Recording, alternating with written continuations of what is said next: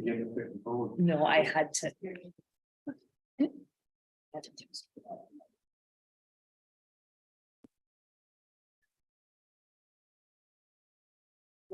We're on. All right, good evening and welcome to our regular council meeting. As we normally do, the first meeting of every month, the deputy mayor chairs the meeting. So I'll turn it over to Deputy Mayor Denis. Good evening. I would like to begin the meeting by acknowledging that we are in the traditional territory of the Anishinaabe peoples in the Robinson-Urwin Treaty area and wish to recognize the neighboring community of Doki's First Nation. While we meet today, I would like to take a moment to acknowledge the importance of the lands which we call home. We do this to reaffirm our commitment and responsibility in improving relationships between nations and to improving our own understanding of local Indigenous peoples and their cultures. From coast to coast to coast, we acknowledge the ancestral and unceded territory of all the Inuit, Métis, and First Nations people that call this land home. And so we will start with the adoption of the agenda. So I need a mover and a seconder. Councillor Roger and Councillor Dave. Duly moved and seconded, be it resolved that the agenda be adopted as presented. All in favor? Disclosure of pecuniary interests. Do we have any? Okay, seeing none. Delegations. I don't believe we have any of those either. So we will continue on to reports and items for consideration. 6.1, general governance, none. 6.2, finances, none. I think we just might mention that the interim tax bills have been mailed out. So, yay. I think the staff is very happy about that one. 6.3, public works and environmental services is nil. 6.4, recreation and community services, nil. 6.5, emergency and protective services. 6.5.1, we have a resolution to adopt a bylaw to enter into a company approved helipad agreement with OMGE from the Noelville helipad site. I need a mover and a seconder. Councillor Bob and Councillor Will. Does anybody have any questions before she reads the motion or? No? Okay. Thank you. It is duly moved and seconded, be it resolved that bylaw 2023-19, being a bylaw to authorize the mayor and clerk to enter into a company approved helipad agreement with Orange, be read a first, second, and third time and finally passed. All in favor? Okay, 6.6, building, planning and development. 6.6.1, short-term rentals. We have Andrea with us that I believe will speak on behalf of the short-term rentals. She has an update for us.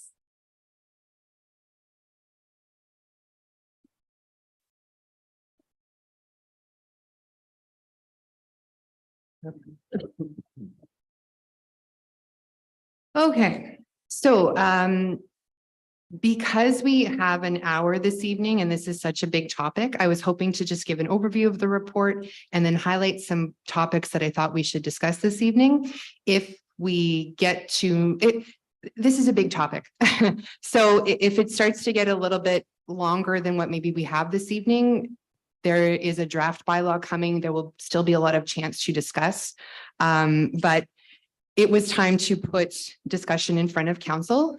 So the overview tonight, I just wanted to present that since February 2022, when council directed staff to go ahead with the idea of licensing short-term rentals, we are developing a short-term licensing bylaw, but questions have come up, and that's what this report is speaking to this evening.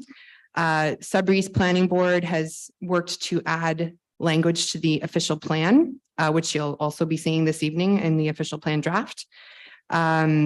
Amendments to the zoning bylaw are being worked on by both SEBS and the Sudbury's Planning Board.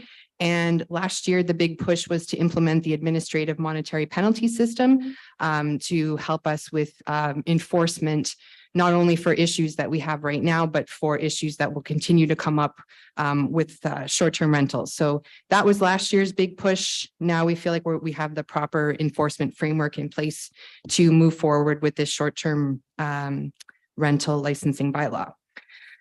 So through our analysis, we've realized that there needs to be limits to short-term rentals. There's a lot of different ways that many municipalities in Ontario are limiting these things, but it has to be tailored to our area. So I'm looking at council to consider the overall number of short-term rentals in the municipality, number of licenses per property, number of occupants per rental, the number of structures to be allowed to be used on a short-term rental property, and the placement of short-term rentals in possibly sensitive areas. I think this portion of the report would be where I'd want to have the most discussion this evening. If you look at page 7 of 38, we go into protecting the environment, educating renters, and effective enforcement, as well as charging appropriate fees. If we have time, I'd like to discuss those. But right now, I'd like to focus more on overall numbers. An interesting fact, you'll notice that there's a report attached to this new report from February 2022, which stated that we found 9 short-term rentals. Now we're finding more like 25 short-term rentals. So clearly they're coming up. They're not only going through platforms like Airbnbs and Vrbo. Some of them are just through word of mouth and so many other platforms as well. So if we're finding 25, we think maybe we'd be closer to 50. This report considers allowing up to 100 licenses, but this would be something that I'd like to discuss with council. And perhaps we'll just start with that point. I'd like to open up to comments from council now. Councillor Bob? Yes, thank you. When I read this and I saw 100, I said, holy Batman. I find 100 excessive. I don't know, I'd feel better with 50, but just to get the ball rolling, that's my feeling. Like 100 for a small municipality like this, I think it's excessive. So I'll just leave it at that for now. Okay, thank you, Councillor Bob. Mayor Peugeot? I totally agree. I sent in a bunch of comments and questions to Andrea, and that was one of the first things that hit me. Holy Batman is right. 100 is way too much, and I'd be more comfortable at 50. Councillor Dave? As far as the 100, I don't see that as a big problem for our area. It's a big enough area, I think. But as far as occupancy, I think we have to look at the numbers of bedrooms, and I wouldn't go more than 2 people per bedroom and make sure that the septic allows for that amount of bedrooms for that property. And that will come up as well, but I Okay, agree. we're just talking number right now. Yeah, I'm just one at a time, but I agree with you on that one, and we'll make a note on that. Yeah, I'm reading through, excuse me. Somewhere I read that if there was 2 buildings on the same site, it would need 2 permit, am I correct? So that's another point to be discussed. Another thing that if potentially there were more than one dwelling on a property, which is potentially an issue or something that might come up, would we consider it 1 license or 2 licenses? Yeah, I believe there should be 2 licenses. Because again, we are going with a lot more people. Like for 2-bedroom, if I remember right, reading, it would be 2 adults and 1 child under 12. So it would be up to what, 6, 9 people per, let's say in a 3-bedroom. So with 2 buildings on the site or 2 houses, then you're looking at 18 people. And I think that's a bit much, you know, so I think they have to be on 2 licenses. Thank you. If I could, how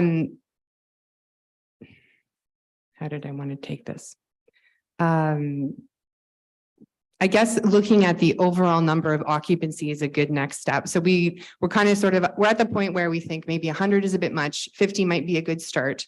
And perhaps we'll put some language in that after 50, people could come to council and maybe we could consider where within the municipality these extra licenses were, because we really have no idea how many are going to come forward. So I think maybe the 50 to 100 idea, I have a sense of where council's at. But as far as number of people on a property, whether it's 1 or 2 licenses, the most issues we have are lots of guests, louder parties, bigger, like greater amounts of people.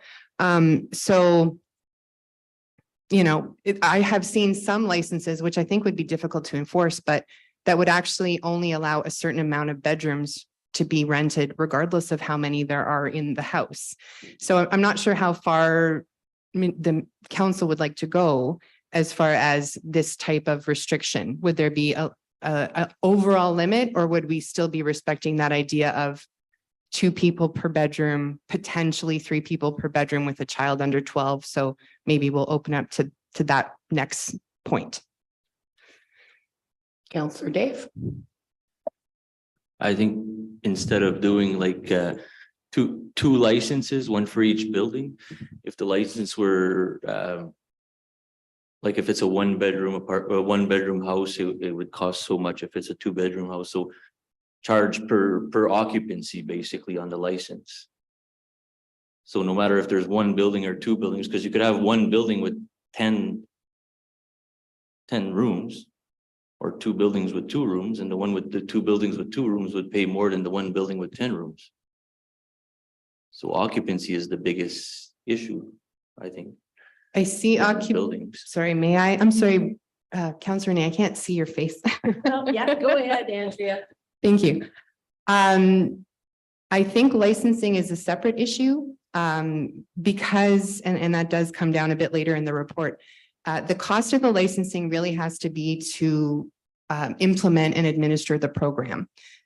The cost of the program, whether it's a one room dwelling or a 3-room mansion with a sleep cabin on the side, it's still going to cost the same to go through the application process, have the number of inspections that we're going to be looking at.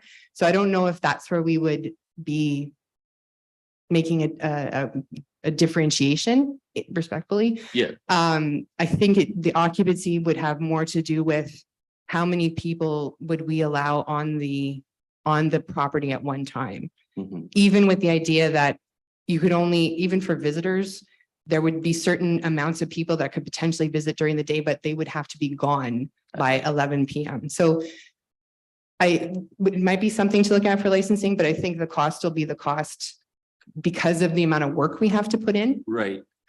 But the number of people, if it's a 10-bedroom house, are we okay with having 20 people on that property? Because potentially there would be. Yes, Mel? Because what I'm thinking more is not like the cost of the licensing. It's when you have the occupancy, like a difference between 30 people or 4 people. We're producing more garbage, we're producing more sewage. So there's extra cost per occupancy. That's what I'm kind of thinking there.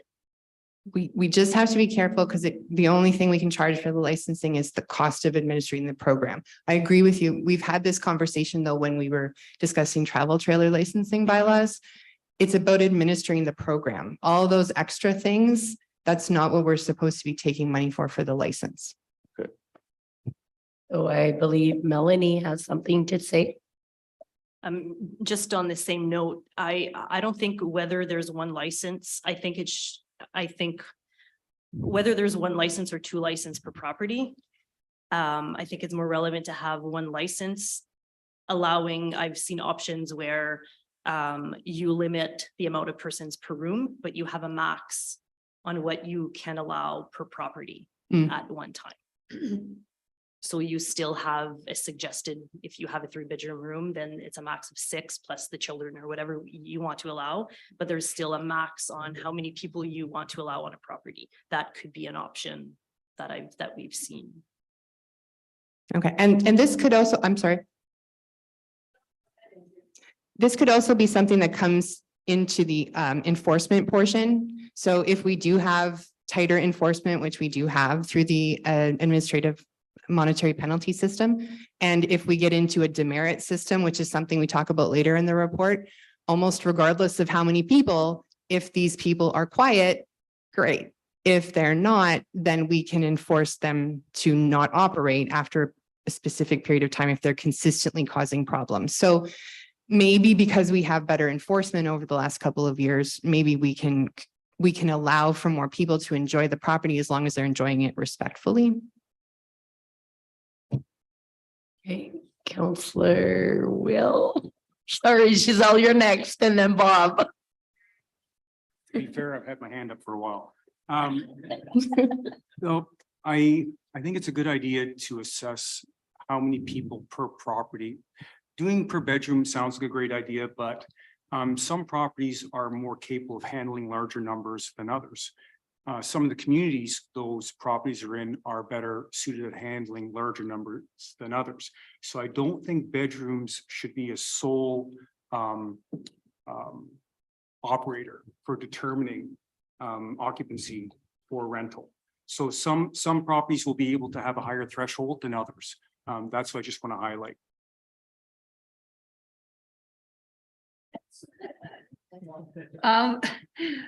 I agree with Mel and Will.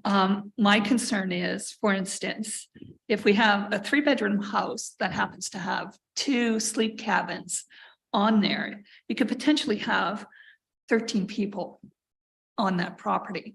That's not counting visitors that come to visit, party with them during the day. I like the idea of limiting the number of people. I don't know what that number would be.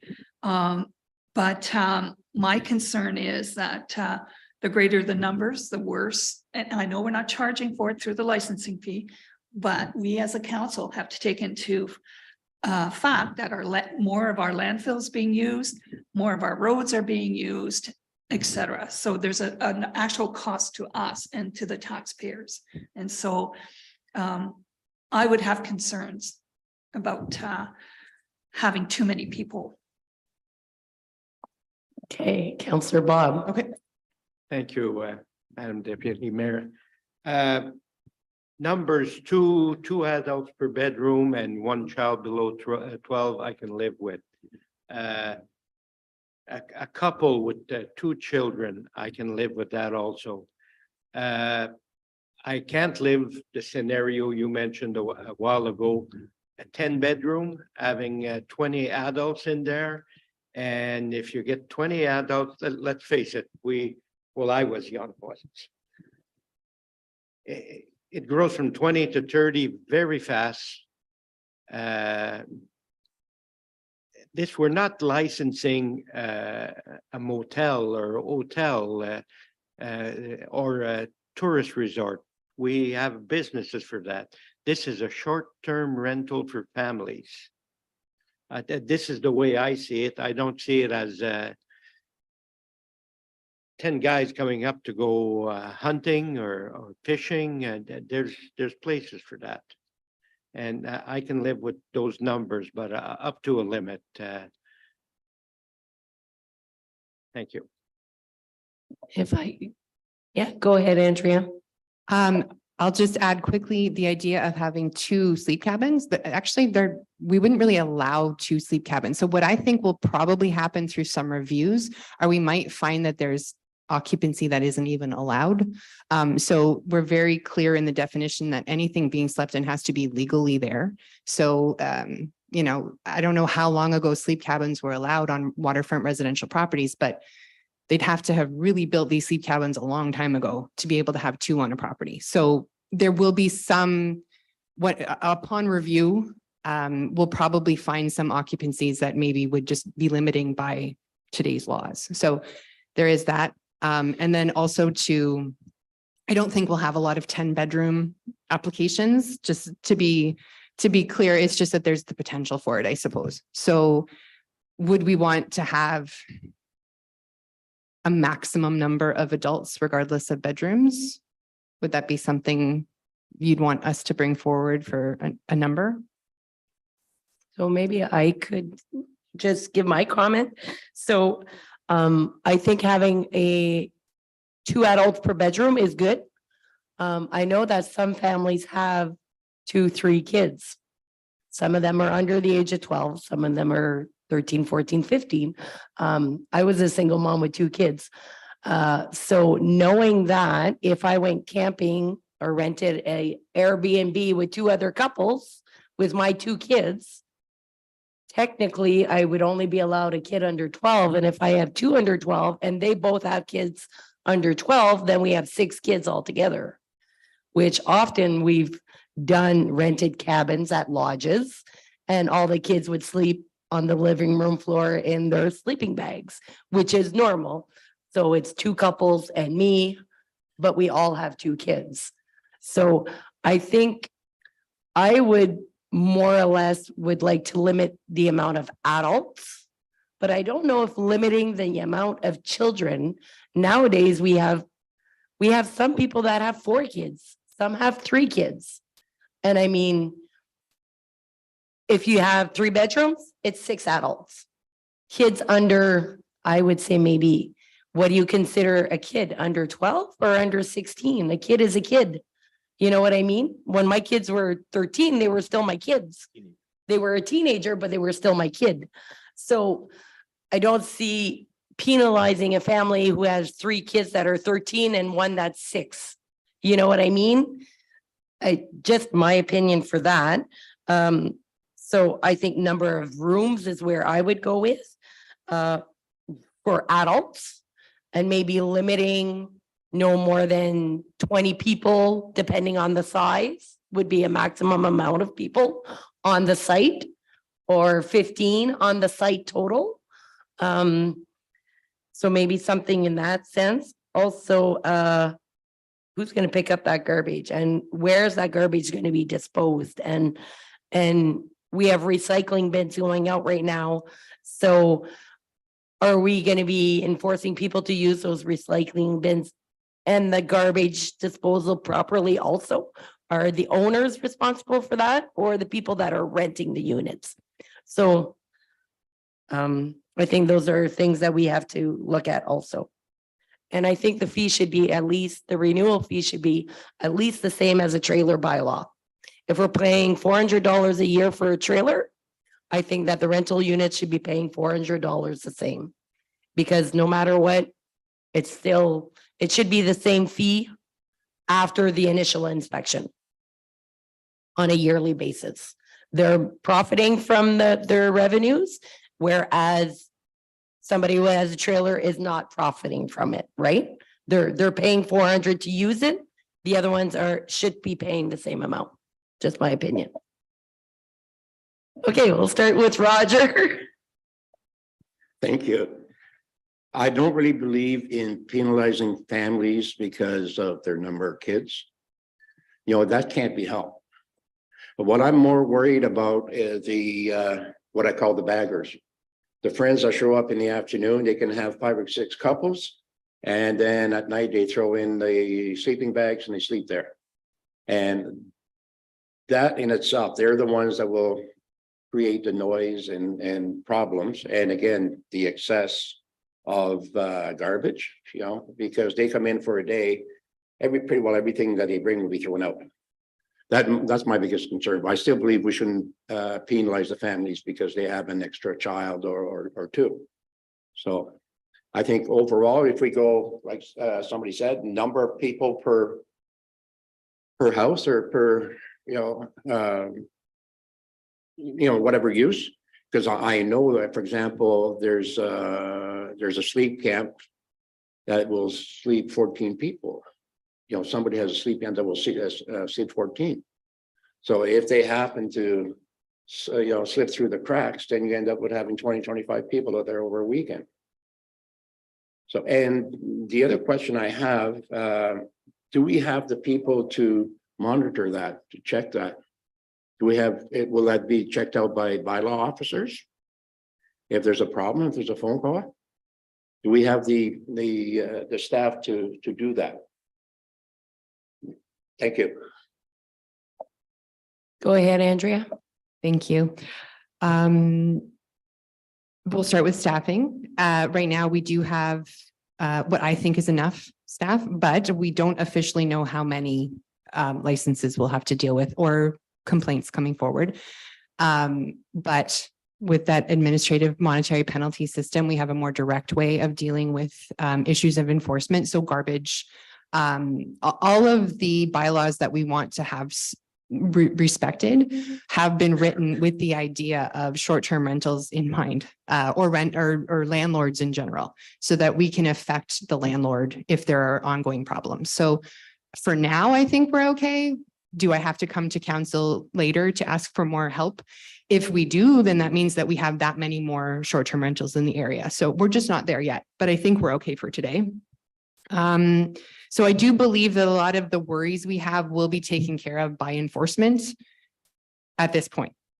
And I didn't provide a draft bylaw, so a copy of what we've been working on, but a lot of the issues that have been brought up that aren't in this report, you'll see in the draft bylaw as part of the application process, part of permissions, part of basically the contract that the municipality would be signing with the renter, and then with the rentees, having the rentees know these are the expectations. If this happens, then you can expect to be charged. So a lot of it is going to be about education, going through the licensing process. And also to Renee's point a little while ago about not limiting number of children, short-term rentals shouldn't necessarily be looked at as available to everyone. They are in residential areas. Waterfront commercial tourist properties have many cabins, have lots of space. When people rent there, they can expect to have lots of children around. It's a different experience. We are looking to allow people to provide the service, but we're also looking to protect the neighbors who live in these areas, who don't want to have large groups of people constantly next door.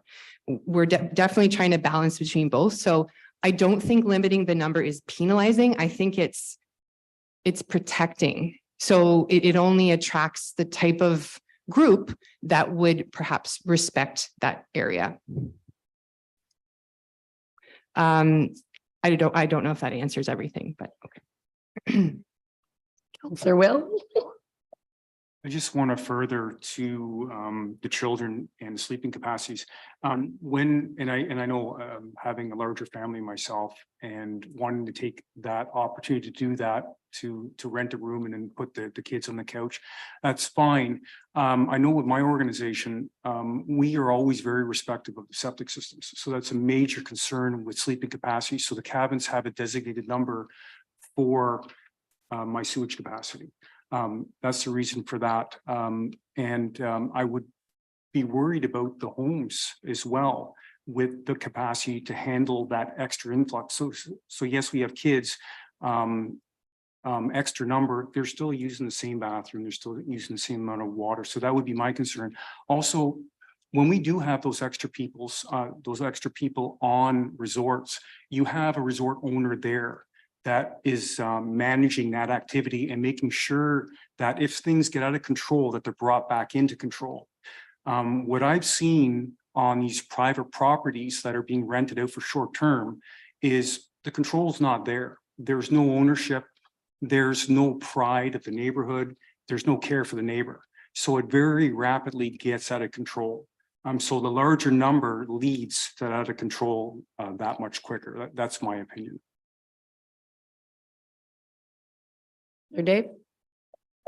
Just on that note where you say there's no supervision, I forget which township I seen at Roma, but there's one township that had in their bylaw. Let's say you have an Airbnb and you're not there, you're never there. Somebody comes in, cleans after everything. So they only have a certain amount of days within the year that they're allowed to rent it out. But a property that, let's say you have your house and another house beside you, you're on the property, this one can be rented every day. That's how they had it in their law, because this way you have control, the owner has control of what's going on, they see what's going on, they're there. And the reason I say bedrooms for occupancy, it's because that's how you figure out a septic system is bedrooms. So, and that allows for 2 people per bedroom. So if you go 2 people per bedroom, you're okay with the septic. And a sleep camp that allows 14 people, I can guarantee you they don't have a septic on their property that allows for that size. So that wouldn't be an issue there. They, right there, it wouldn't happen. And also, I think, like for limiting the amount of people on the property, I don't know if it would be like size of property that would matter, or the zoning, or like if it's residential or rural, or because rural is always a bigger property. Like a rural property could handle 20 people, no problem, whereas a residential property, an acre in Brighton town, you don't want 20 people on an acre. So I think we have to kind of look at the size of the property too, or the zoning, or something of that nature. If I could just throw my 2 cents, while you're doing the inspections, could we not leave it up to the inspectors to decide how many people are allowed on certain properties? Like, we can say, okay, we'll allow up to 20 people per property, but if she goes in and it's a 1-bedroom, well then, you know, they should have the right to say, okay, you have a 1-bedroom, you're X amount for this property, where if you have like, we can't really decide that, right? Yeah, so maybe we allow, you know, the inspector to just make those decisions when it comes to how many people per property. Yeah, go ahead, Andrea. Thank you. Yes, the draft bylaw will include, through the inspection process, limits to septic, so therefore occupancy, limits to the legality of the property. If the buildings were built illegally, they wouldn't be allowed to be used, and building would have to come through and deal with issues in that way. So definitely we could put some language in that allows some discretion to the inspector. I think we'll come up with a fairly good plan that council will feel confident with when you see the draft bylaw. That I think a lot of these issues of a lot of people being allowed just won't be a big deal. Like, it won't come to fruition. There aren't that many properties that will cause us these kinds of problems. And maybe we can put something in that allows for an additional layer of review if there is more than a particular number of bedrooms. So then they'd have to prove that they're not going to become a nuisance. So maybe we could put something in there that addresses higher occupancies for that extra level of review.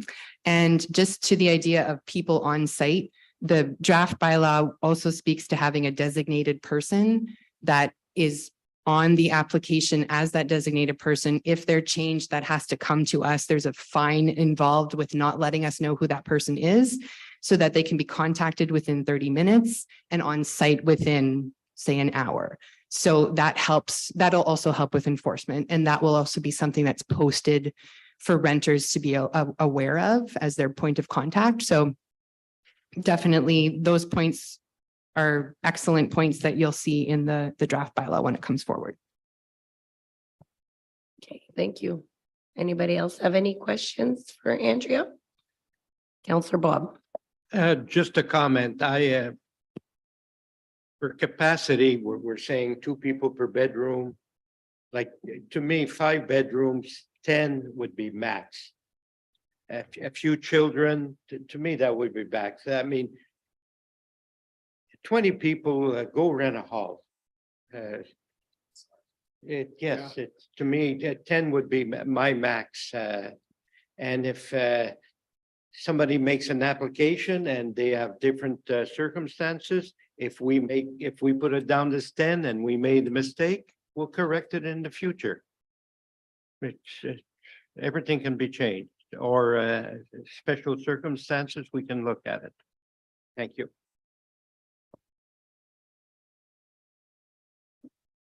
Is there any other questions? No, Andrea? There's just another couple points I'd like to point out. How are we doing for time? We're okay? Okay. So maybe stop me if there's a point where we feel like you need time to do the rest of the meeting. So something that I haven't seen, I've seen in some bylaws and others not so much, but the placement of short-term rentals in sensitive areas. This one, we would have to determine what a sensitive area is. And we would have to base that on something concrete. I wanted to put it into the report because I have seen restrictions on certain lakes in certain neighborhoods. And I wanted to bring it up to council to see if there was any appetite for that kind of a review or information. Counselor Dave? I think a sensitive area would be like in more populated areas, more like town or even waterfront where the houses are all close together. So I guess you could look at distance between neighbors as a little bit of a benchmark. And I think it's important to look at sensitive areas because some places you'll be in the middle of nowhere where it won't bother nobody. And then other places you're right on the lake where you have a family that lives there or they're just there on their vacation in the summer and then they have these people next to them. I think it matters to have sensitive areas. Counselor Will? I would just like to agree. I think it is important to consider some areas for that designation. And Counselor Bob? And I will, 1, 2, 3, same comment. Even though maybe not right now we don't designate areas, but like a general statement that if something does come up, we do have the opportunity to say no short-term rentals besides Bob's Hunt Camp because that's an endangered spot or something like that. But I do agree with both of your statements. We should have something general in there at least that we can refine that later if need be. Okay, so I too agree to that. Also, I see here that you discussed bed and breakfasts, whether we should have those also considered as short-term rentals. I think it's a good idea to look at them, not that we have many in the area. I know we've had a few places try them out. It hasn't really panned out for them. But I do think it is something we do have to look at for future wise. I know it's a little different if you're renting a house. Normally bed and breakfast is the tenants are there. So they're just renting out a room. But one thing with that, kind of, if we take the Rapids kids who do live with other families in the wintertime, they do pay rent to reside in a home. So this would technically, it's not short term. Okay, that's long term. Okay, so that would be different than a bed and breakfast. Okay. So. Any other comments on bed and breakfast? Because really, this was something I read in a bylaw, realizing that they included bed and breakfast. We have nothing else to be able to pick up bed and breakfast. We don't have business licenses. So it would be almost like a safety check. Oh, sorry. Okay, Mayor Rajal. I don't see any difference between a bed and breakfast and a short-term rental. It's a short-term rental with a different name. That's all it is. Counselor Will. I'd have to agree. I think it's probably not a bad idea to capture that market as well, just for safety reasons. Make sure the fire extinguishers are in place, the smoke detectors are in place, those kinds of things.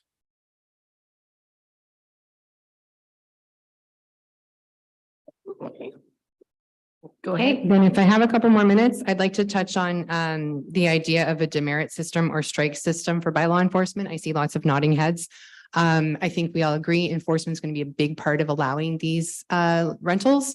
So we will come up with a framework. There's many municipalities who are working with this kind of system, weighing out smaller infractions versus large infractions. I know that one was brought up to me, anything obstructing an officer, see you later, noise issues, anything that really affects the neighborhood, that we would want to make sure that that was a higher demerit value. So I think I see lots of nodding heads. So you'll see a system coming forward with the draft bylaw.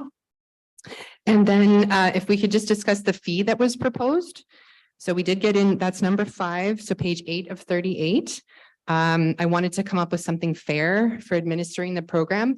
There will be a lot of, this is going to be an extensive application with a lot of follow-up to make sure we have proper documentation in place.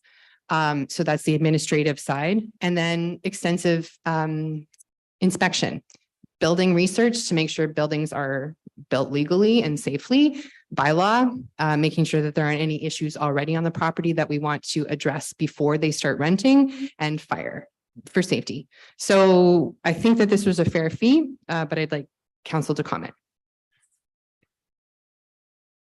Mayor Pajot. I believe that the fee should be $1,500 for not only the application fee, but also for the renewal fee. And the reason I say this is different than the trailer bylaw. So trailers are people who park their trailers at a campground and come back year after year after year after year. And so it's treated differently. This is a profit-making business. And these are not the same people that come week after week after week. And so the fee should be the same, because the guests that come to these Airbnbs use our roads, use our waste disposal, and use our OPP officers. And so there would be a higher use of these services that we provide than somebody using a trailer. So that would be my recommendation. As far as the reinspection fee, I mean, $320, I had suggested $400. It doesn't matter, you know, potatoes at this point. And so I think that $1,500 is fair, and you don't have to come back to council for an increase, because as we all know, everything increases over the years, and especially the last few years, we've seen increases all over the place, and the time of our staff is worth quite a bit. So for the licensing and renewal, $1,500, I'd be comfortable with that. Counselor Will. Again, I'd like to agree. I was just, when I was reviewing that, I was thinking how efficient staff is, because I couldn't perform those functions for that amount of money. So I have to agree, $1,500 is a good starting point. And in the renewal, I don't see it being any cheaper the second time around. I know there's a lot of legwork in the beginning, but I see ongoing costs and everything verbatim I was mentioned prior to this. Counselor Dave. I agree that 1,500 would be okay, and the 400, that would be fine. I don't think it's unreasonable. It's not that much more than what's proposed. Just one thing, when you're saying an inspection, one more thing that I would ask for is that they do a search with the health unit to have their septic, make sure that that's part of the the thing. Counselor Bob. Agreed. Thank you. Yes, the figures here that you presented and worked on there, it would be bare minimum. So I have no problem with 15. On the renewal, I'd make it a little cheaper, maybe 12. Just because there is a little less work, there's a background there. That's just my thoughts, the way I feel. That's it. But I can live with anything.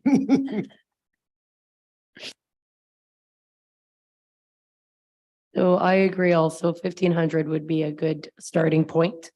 As for the renewal, I would be okay with, 400 on a yearly basis, but that's my choice. I wouldn't put it cheaper than the trailer bylaw.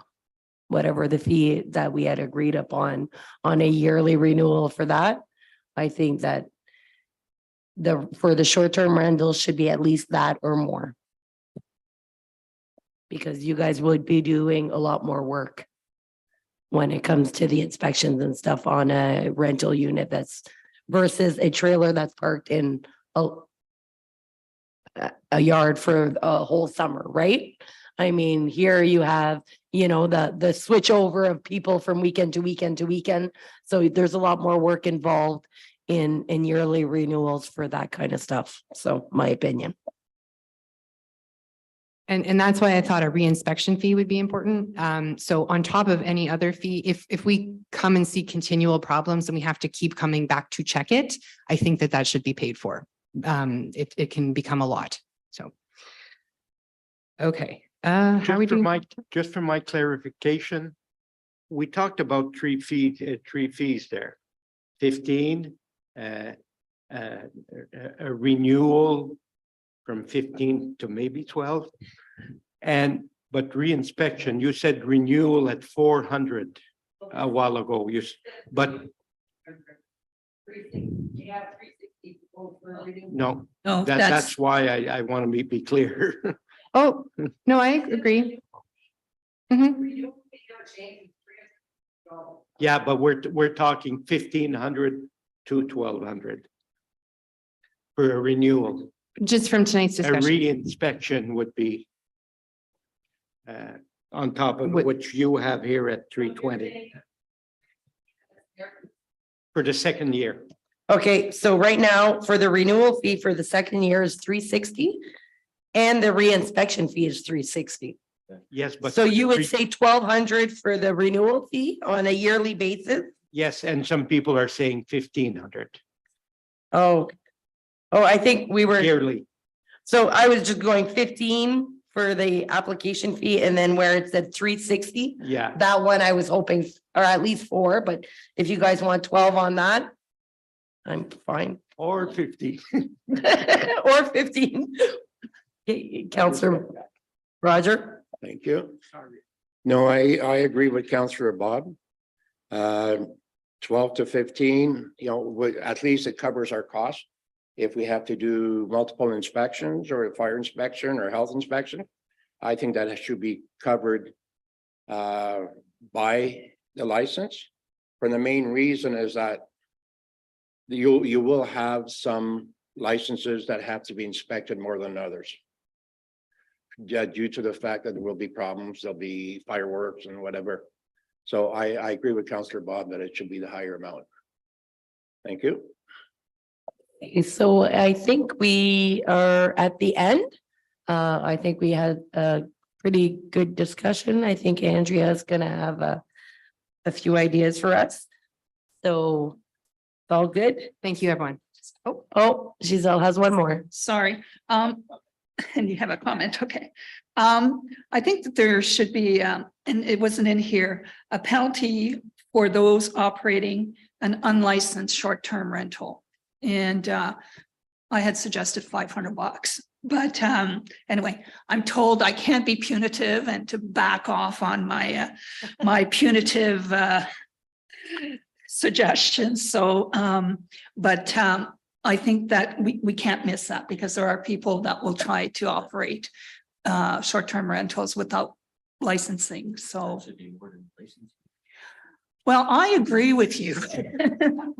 I totally agree with you. I think if And we I would want, be happy with $2,000, but I'm told Well, I'm that. just saying that because somebody might get away with it for 5 years and then pay $500 and the person that's being legal paid $1,500 a year. Counselor I think Dave, the- I'm The with you. penalty should be more if you're unlicensed and. yes, Oh, well, I think we have. we Andrea, are all on the same boat with this one. Yeah. Okay, Counselor Bob? Yes, I agree. And I believe when you come back, you're probably going to have a fine list with dollar values and this. And I trust your judgment. And I just want to make a comment that was just touched a while ago on the bed and breakfast. And I'm of the feeling that they should be included, that there should be a regulation for them also. Hey, thank you very much. So we will continue on to correspondence. We have a resolution to support a request from the Manitoulin Sudbury District Board with respect to the food insecurity. So I need a mover and a seconder. Counselor Will and Counselor Roger. It is duly moved and seconded. Be it resolved that council supports the Manitoulin Sudbury District Services Board's resolution dated March 16th, 2023, calling on the provincial government to incorporate local food affordability findings in determining the adequacy of social assistance levels, and that a copy of the resolution be forwarded to the Manitoulin Sudbury District Services Board. All in favor? Accepted. 7.2, a resolution to support a request from the Manitoulin Sudbury District Board in respect to the homelessness in Ontario. I need a mover and a seconder. Counselor Dave, Counselor Will, It is duly moved and seconded. Be it resolved that council supports the Manitoulin Sudbury District Services Board's resolution dated March 16th, calling on the provincial government to urgently A, acknowledge that homelessness in Ontario is a social, economic, and health crisis. B, commit to ending homelessness in Ontario. And C, work with AMO, NOSDA, FUNUM, NOMA, and a broad range of community, health, Indigenous, and economic partners to develop resources and implement an action plan to achieve this goal. And that a copy of the resolution will be forwarded to DSAP. all in favor? Good. We have the consent agenda. I need a mover and a seconder. Counselor Dave, Counselor Baum. We have a resolution to adopt the items. So be it resolved that council approves the items in a consent agenda under section 8.1 and 8.4. So just to clarify, so all the bylaws related to the interim tax bill, the final tax bill, and tax ratios are included. All in favor? Okay. 9 items from the separate consent agenda. There is none. Notices of motion, none. Announcements and inquiries. Do we have any? Counselor Bob? Just a big thank you to Andrea and your staff for this. And I also see Matthew's online there. I know there was some meshing there, and thank you, Matthew, and great job, guys. Anybody else? Mayor Pejot? Just want to announce that we received another $25,000 from DSAP for the food bank, which was great. And we were awarded $20,000 from United Way to help support the food bank. So that was good news in 2 days. 45 grand for the food bank is amazing. And thank you, Carly, for helping me with the United Way application, which had to be redone many times. Sorry. Okay. Just want to wish everybody a happy Easter. So just thought I'd throw that in there from all of us. And we don't have any closed sessions. I need a resolution to adopt the confirmation bylaw. I need a mover and a seconder. Counselor Dave and Counselor Roger. Be it resolved that bylaw 2023-24, being a bylaw to confirm the proceeding of council at a meeting held on April 5th, be read at first, second, and third time and finally passed. All in favor? Good. And I need a resolution to adjourn. Counselor Bob and Counselor Roger.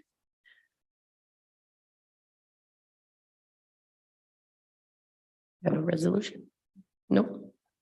Be it resolved that the meeting be adjourned at 6:53. All in favor? Good. Stay tuned at 7 o'clock. We have our Sudbury East Planning Board official plan update with Matt. So I believe we're gonna log off and you guys can log back in at 7 o'clock.